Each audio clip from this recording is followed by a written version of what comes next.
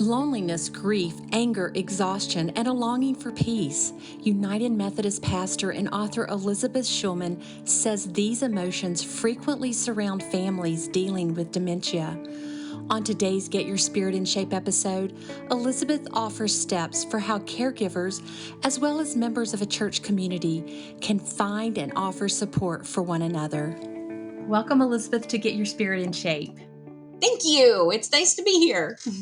Well, I'm very excited to be here. I feel like we're going to talk today about a topic that's really affecting more and more families. And I'm just really happy that we can share, I believe, really tangible ideas to help families that are dealing with either caregiving for a family member with Alzheimer's or another brain disease, or even those of us in the church who may not have family members, but we have friends and definitely members of our church who are. So we're going to talk about that today. But before we do, can you share just a little bit about yourself with our audience? Yeah, I was born and raised near Cleveland, Ohio, and was called to ministry when I went through confirmation at my Methodist church, and then went on and became a pastor in the East Ohio Conference, but moved to the Holston Conference and lived in Tennessee for many years. And I miss it. My daughter lives in Nashville now, and I love going to visit her. But I went from church work into chaplaincy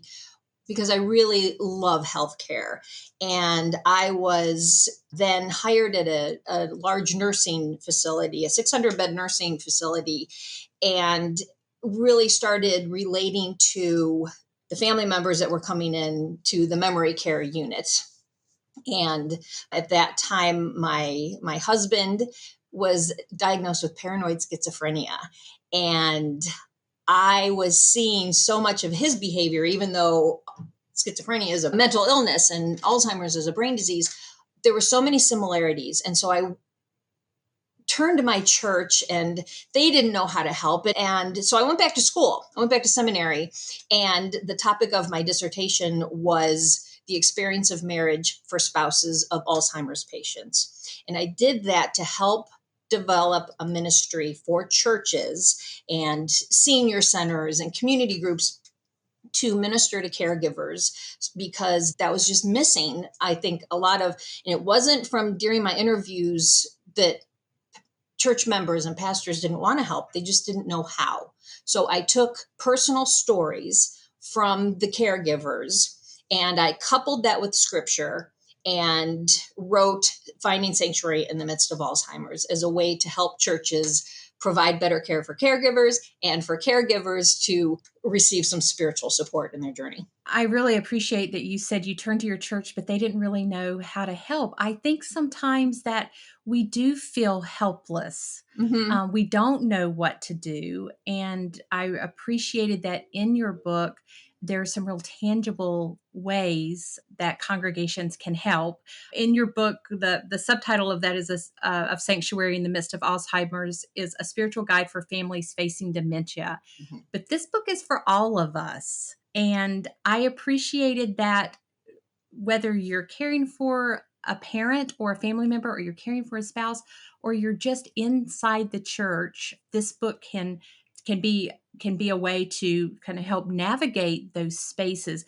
Tell me about how that holistic approach to your book came about. Well, initially it had come about when my first version of my book was just written for spouses because that was my experience. But then I heard from readers saying, yeah, but what about the family members? And so I went back and interviewed more people and got the perspective of, kids caring for a parent, and then incorporated that into, and each section addresses challenges that are very common. And yet the personal stories show the unique perspective. But I think other people often see themselves in other people's stories. And then it was very important for me to provide readers and participants with a sense of hope. So a scripture that reminds us of who we are and the hope that God provides. And then also, a big piece of the book is for friends of caregivers, helping them identify what gifts they have that couple with the needs from their fellow congregants or just, friends, and then bringing those together so that when people are helping out, they're doing so in a way that is not only helpful to the caregiver, but is meaningful to them. They really feel like they are providing support because they're using gifts that they would love to share. One of the stories that you shared was a friend who came by to bring, I think they dropped off maybe cookies or something, and said, "Hey, can I just sit with your parent while you run some errands?" And I was thinking about how that's just such a really simple offer, and how that's something that all of us can do. We don't need special training. We don't need special, really anything, just a giving spirit, honestly. Is that I think that part of that helplessness that we might find sometimes is that we're not quite sure. We think we need some kind of education or we need some kind of medical expertise. And what have you found as far as just kind of opening up that access, if you will, for other people to say it's okay. It's okay to come in and just be who you are. Right. A lot of times, really, the burden begins with the caregiver and feeling comfortable asking for help because that's so hard. So I incorporated that in the program to help people feel more confident because people really do want to help. They really do. And so to trust that and to identify specific needs. And a lot of times, our specific needs, you're right, they're not medical or they don't need an expertise. I had one gentleman who said, what would make a big difference is if someone could just come and wash my wife's hair. I've never washed a woman's hair and that would be a huge help. And people were bending over backwards. I can come wash hair. There's so many daily tasks that we take for granted, but then when a loved one is not able to perform them and suddenly we're put in a position to do behaviors that may be completely normal, but yet maybe not very normal for that person to ask for help, people will step up and minister to you. So it really sounds like it starts at a place of the caregivers being vulnerable enough to ask. That's why I think finding specific things they need help with, I think it makes it a little bit easier to ask. A lot of times caregivers don't know. Well, a common thing they do know that they want is time. So, the example of, can I just come sit with your loved one for an hour? Can I take them for a walk? Yes, now I can go take a shower, or I can get these dish, or I can vacuum. It makes my loved one agitated. So you can, the gift of time and just presence. And you don't have to know specific things. You can be yourself and provide a friendly face. Elizabeth, in the book, you had a couple of people who endorsed the book who said that congregations are uniquely positioned to offer support for people with dementia and their families. Why is that true? I think because of the message of the gospel, we're called to serve, but I think it's also just a human trait. But I do believe that, as Christians, we may not just see what we're able to do as skills, but that they're God-given gifts. And so that is why with this program of ministry, the end result is to come up with a program of ministry for caregivers, but it's unique to each church because each congregation has different needs and made up of different individuals with their own unique gifts. So utilizing those from in one congregation may come up with a ministry that's very different in a different congregation just because their needs are different and the people with the gifts to share are different. As you did the research for this book, what surprised you the most? Oh gosh, there were lots of surprises. I think one of the things that surprised me was, we've already mentioned it. It was the hesitancy to ask for help. But what surprised me, I think, more so is the degree to which caregivers will allow a situation to just get so burdensome before asking for help. So it's not just that they're hesitant to ask for help, is that they allow life to get so stressful and they're carrying so much of a burden before they ask for help. And I think if caregivers are able to ask for help earlier, it just sustains them for a longer period of time, and they can care for them. Perhaps, a lot of caregivers want to be able to keep their loved one at home. If they're able to establish a caregiving routine with friends who can provide support, that enables them to keep, a loved one in home longer. You talk really candidly about all the emotions that are involved, the loneliness, the grief, the anger, the Mhm. exhaustion. But then there's your desire, as you said earlier, is to help the caregivers find peace. Mhm. So what does that path look like? I know it would look different for everybody, but I would think if you're in the middle of exhaustion and grief and loneliness, that peace seems very elusive. I think it's really important for caregivers to begin with being honest, primarily with themselves. No caregiving situation is the same, and yet there are common threads, but people try to cover up things. They try to, minimize. And I think being honest with ourselves can really, Jesus said the truth will set you free. you know, if you feel resentful because your father was maybe abusive, or family dynamics were such that it wasn't a picture perfect family, even if it looked that way on the outside. You don't have to necessarily share that with people. It would be great if you can find trusted people, but if you can just be honest with yourself, I don't want to care for my father because he was abusive. And I feel like God is able to provide relief and opportunities for help when we first can acknowledge to ourselves how we really feel about something. And the good feelings are often easy to acknowledge, but the difficult feelings are not as easy. And yet those emotions can point us in the direction of where we need help if we honor them. And sadly, there's still some stigma Oh gosh, associated, yes. isn't there? Can you talk about just about that? One of the gentlemen that I interviewed was a pastor, and he and his wife had been married for 50 years. And he was up preaching one day, and his wife, who had always sat in the front row and a prim and proper, started talking like a sailor. And he was mortified. And they immediately went, and she was ended up being diagnosed with Alzheimer's. And I think partly because, she kind of had outed herself, but they chose to be very honest with the congregation.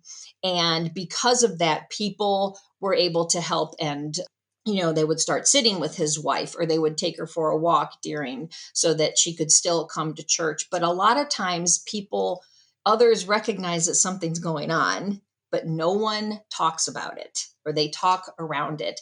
But I talk, he's one of the narratives is in the book is from him. And he said, we just talked about it. We wanted everyone to know. And it helped the congregation, because then no one was like, oh, what's going on? It was out in the open. So people knew to step up, and they knew what was going on. It sounds like that this place of secrecy and this place of being alone is it's not good for anybody, Right. obviously. How do you take those first steps? Uh, well, having trusted pastors and close friends that you can share with. Another good first step, I think, is if you suspect, or whether you're already knee deep in caregiving, there are so many online support groups available. And you can join, and you don't have to participate. You can read what other people are encountering, and then dip your toe in and ask a question. I have found online support groups to be tremendous for support. And it's a way to kind of, once you feel comfortable in more of an anonymous community, then, you get used to some of the struggles. You realize you're not alone, and that actually so many people are encountering these challenges with caregiving. that you're more able then to reach out. Elizabeth, you said you were a caregiver for many years yourself, and what helped you the most? What helped me the most was remembering my value. For a period of time, I lost myself to caregiving. And, it was 8 years of erratic behavior and having my husband stay compliant with his medication, going off his medication, going on. Finally, our children we had 4 daughters and they were afraid of him. But and I was secretive for probably 2 or 3 years. I didn't tell anyone, and I was going through my chaplain residency, and I had believed that it was my husband's story to tell. So I was going to respect that. And then when I was going through my chaplain residency, my supervisor said, "Yes, but Elizabeth, your story is that you were married to someone with schizophrenia. You have a story that is yours." And I that provided me such a sense of relief. And then I was able to tell my family and close friends who ironically had suspected something was going on for a long time. So I think honoring our own feelings and what we're experiencing is really important because we're the only person we have complete control over. So And in sharing that, it sounds like that what evolved was this community around you, a community of support. yes, yes. And with 4 kids, that was very helpful. So So building the community really, regardless of the kind of caregiving you're doing, having a trusted community is just so important. yes. Yeah. And I really loved, as I said earlier, that the church, your local congregation, where maybe you and your family member have been for years, can provide that loving community and that loving support, and that the book addresses how that can happen. So that is, I just really appreciated that you started with the book, and it could almost be a how-to guide. Hmm. Yeah, that's it. And that's the ideal. I'm working on a new book, which is for individuals as a workbook to kind of work through on your own. Sanctuary in the Midst is more of it was written for groups, although individuals can use it. But yeah, a how to guide would be a good way to describe it. Yeah.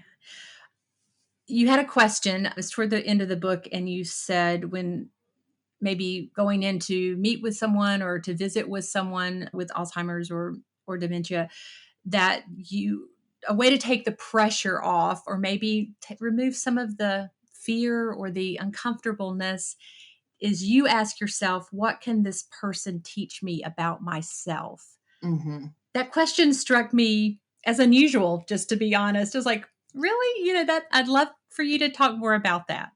Okay, yeah, that was another thing that we learned in chaplain residency is to ask because so often we want to help, we don't know how to help, then we kind of become stressed over, well, I hope I don't say the wrong thing or this person has dementia and I've never really interacted with a person like that. What happens if so to stop and ask yourself, what is this person going to teach me about me? Helps you to be just more present for the encounter with the other person. I can't remember what Thomas Merton maybe said that it allows the Christ in me to see the Christ in them without trying to solve anything. Because a lot of times, especially with people with Alzheimer's, it's a condition that's not going to be solved, at least not yet. So to just be present and to be willing to learn from that person and acknowledge the way things make you feel, I think it just really opens you up to becoming more present and more loving and more compassionate and self-forgiving. If you worry you don't say the right thing, it's okay. I'm wherever 2 or 3 are gathered, God is present. I'm just going to be here. So kind of takes the pressure off a little. Yeah. And I think the second or another part of that was, if I'm recalling correctly, was about your expectations, managing your expectations. I would think that if you've had a relationship with someone who's now suffering from Alzheimer's, that relationship's your expectation of what that relationship is going to change, or perhaps should change.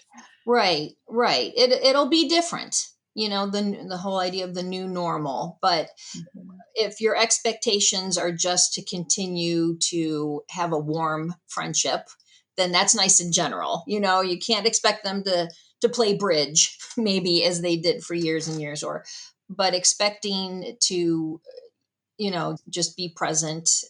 I have just a couple of more questions for you. Is there anything you wanted to share today that we haven't yet had a chance to talk about? I just had an article come out in the Health Progress. It's the Catholic Health Association, and I got a lot of feedback from readers about how I address the idea of should, and how a lot of times we're disappointed because and this ties in with the expectations, thinking something should be different, and yet God is all knowing, all loving. And so if something should be different, I believe that it would be. And if it's not, then it's exactly as it is to be right now. And so to be okay with that can really change our perspective going into a challenging situation. If we automatically assume something that we don't want to happen is because it shouldn't be that way, then we're not dealing with reality because the fact is, it is. So even just to take a breath and go, here it is, and go from a place of whether or not it should be or shouldn't be, it is. And I don't know if that makes any sense, but I feel like just allowing things to be the way they are in the moment is more peaceful and helps us tackle things in a way that might bring about new ideas. It opens us up for God to present solutions that we might otherwise not think of. Oh, that makes total sense. And really, the other is about us trying to control the situation Hmm. and maybe fix a Right. situation that we have no power to fix. Right, right. And solutions will come because I believe God is all about hope, but allowing God to provide the inspiration rather than get stuck in the circle of, I can't do this, I can't do this, it shouldn't be this way. Just wait and see what God has to show for us. I like that. The last question I have for you, Elizabeth, is a question we ask all of our guests on Get Your Spirit in Shape. How do you keep your own spirit in shape? I swim every single day unless, I'm out of town. I discovered swimming in my 50s. And there's something about, and I have a tether. So I tie myself, I have this belt that I attach to the side of the pool so I don't go anywhere. And I close my eyes and I swim for an hour. And there's something about just being immersed in the water. I just love it. Who knew I could love any form of exercise? But this one I do. And so that's how I feed my spirit every day. Oh, I love that. That sounds so relaxing and so peaceful. It is. Yeah, that's great. Well, Elizabeth, thank you for being a guest with us today. On our episode page, we will list where our audience can find the book, any other links to some of maybe the article you referenced or the online support groups, anything that might be of help. On my website, I have links to all kinds of resources. Great. We'll definitely have that on our episode page. I just appreciate you, your ministry. That's just so important to so many people, so many families right now, and to all of us as we kind of navigate these unknown waters. So thank you for being with us. Thank you so much. I really enjoyed talking with you. That was Elizabeth Shulman, author of Finding Sanctuary in the Midst of Alzheimer's, a spiritual guide for families facing dementia. To learn more about Elizabeth, her new book, and her ministry, go to umc.org/podcast and look for this episode. In addition to the helpful links and a transcript of our conversation, you'll find my email address so you can talk with me about Get Your Spirit in Shape. Thank you so much for joining us for today's episode of Get Your Spirit in Shape. I look forward to the next time that we're together. I'm Crystal Cavanis.